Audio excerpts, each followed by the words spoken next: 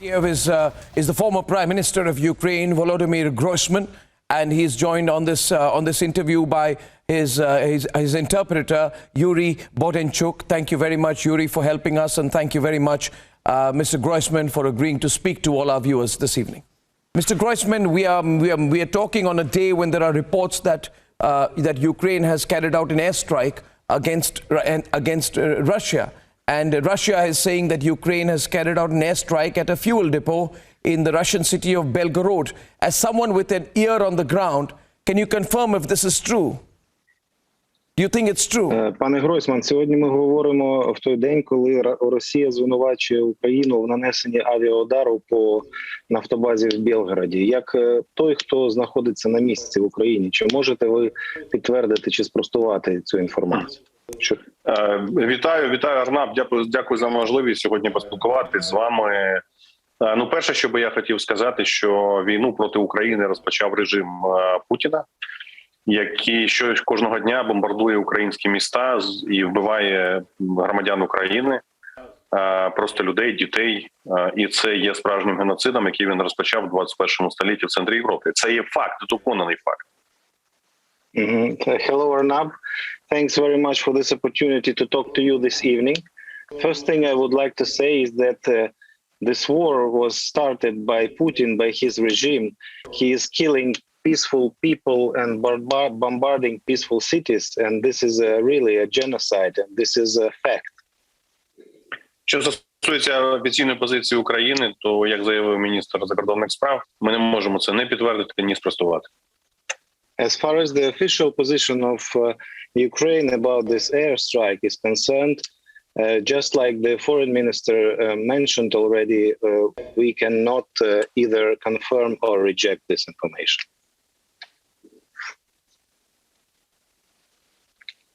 I take that. Mr. Groysman, is it in Ukraine's interest to strike back at Russia? Sorry, there seems to be a problem with the connection. I didn't hear the question. Repeat, please. Yuri, absolutely, Yuri. Yuri, my question to Mr. Groysman is this. Mr. Groysman, in your view, you have been Prime Minister of your country. Is it in Ukraine's interest to militarily strike within Russian territory? Пане Гройсман, ви були прем'єр-міністром, маєте досвід. Як, на вашу думку, чи відповідає це інтересам України завдавати ударів по території Росії? Я би по-іншому поставив питання, шановний Арнаб. Тут питання не в інтересах, тут питання в тому, що Путін розв'язав війну в Європі. І насправді він створює військові злочини проти людства, і за це він має бути покараний. І тому мені, напевно, я би хотів сьогодні звернутися і до Індії, до вашого народу, найбільшої країни в світі і найбільшої демократії, з тим, що те, що відбувається, потрібно цьому поставити край, це треба зупинити.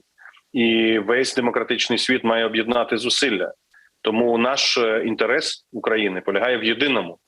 Ми мирна країна, ми ні на кого не нападали, а навпаки, ми обороняємо свою державу, свою землю і робимо це достатньо ефективно.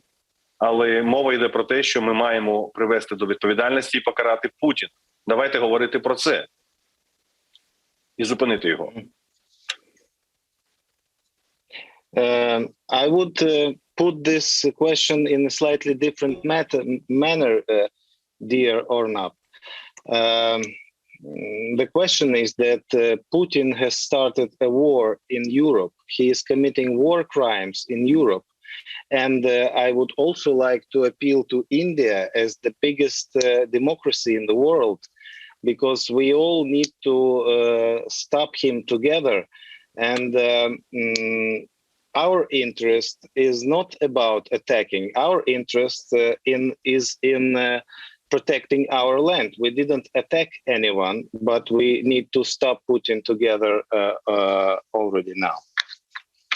Росія сьогодні є генератором криз, і ми всі відчуємо її наслідки. Перше – це безпекова криза, яку він створив. Друге – це енергетична криза, яку він створив в світі. І третє – це продовольча криза. І тут я теж хотів би торкнутися того, що продовольча криза і вдарить, на превеликий жаль, в тому числі і по Індії. And we also need to understand and to make it clear that Russia today is a generator of various crises. It has created security crisis. It has created energy crisis throughout the world. It is also creating food crisis right now. And unfortunately, the food crisis caused by Russia will also influence India.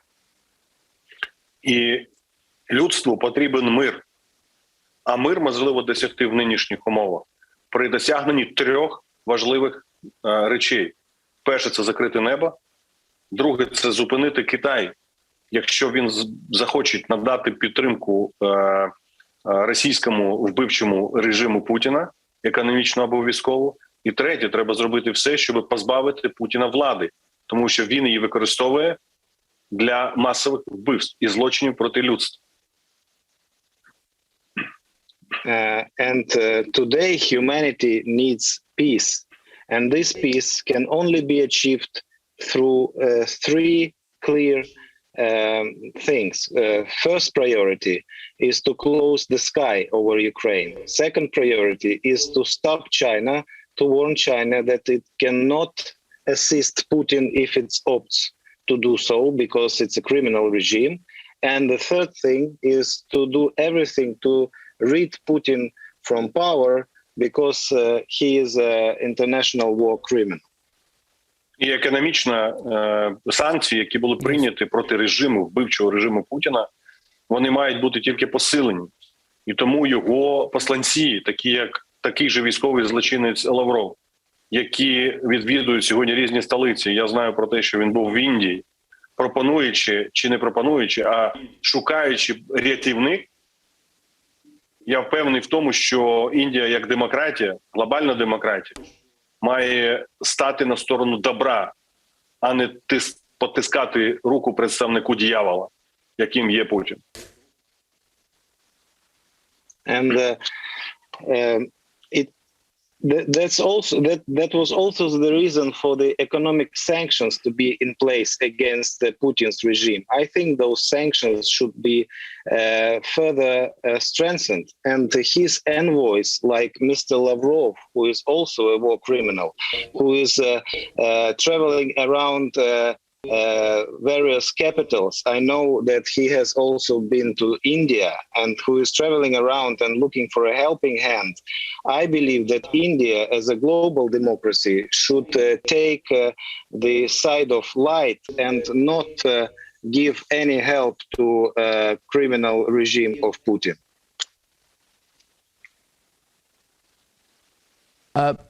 Mr. Groisman, you mentioned Sergei Lavrov.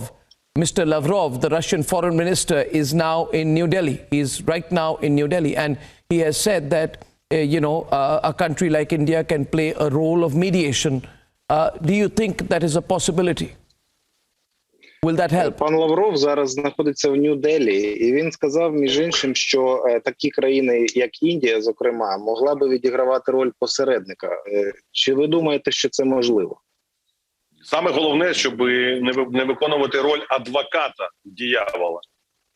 І сьогодні вони шукають по світу тих, хто може їх рятувати, їхню вбивчу економіку. Вони пропонують вам сьогодні, створюючи продовольчу кризу, пропонують вам замістити її якимись знижками на нафту. Так я хочу сказати, що ця нафта, вона є кривавою. І наше завдання сьогодні, щоб режим Путіна, який розпочав цю війну, і мав, можливо, глобальний план, він був зупинений. Тому посередництво, безумовно, має бути. Але я впевнений в тому, що світ розділився на 2 частини. Це чорна частина, зла і біла частина. Я би дуже хотів, щоб Індія, індійці були на стороні добра, на білій стороні світу. Щоб ми покінчили з цими загрозами, щоб ми встановили стійкий мир, а не якось по-іншому. І ще одну річ треба пам'ятати завжди. В останні часи російська дипломатія суцільно базується на обмані і брехні.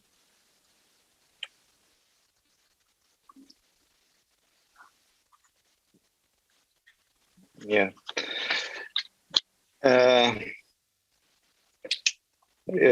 Most important here is not to play a role of devil's advocate, because what we see now, Putin, who caused the food crisis, is now trying to replace this food crisis with some oil discounts to India, from what I know. But you need to understand that this is bloody oil. His plans were already ruined in Ukraine. And of course, there has to be some sort of mediation. But today, the world has clearly divided into two parts, into good part and evil part. And I hope very much that India will be on the light side, on the good side, because only together we will be able to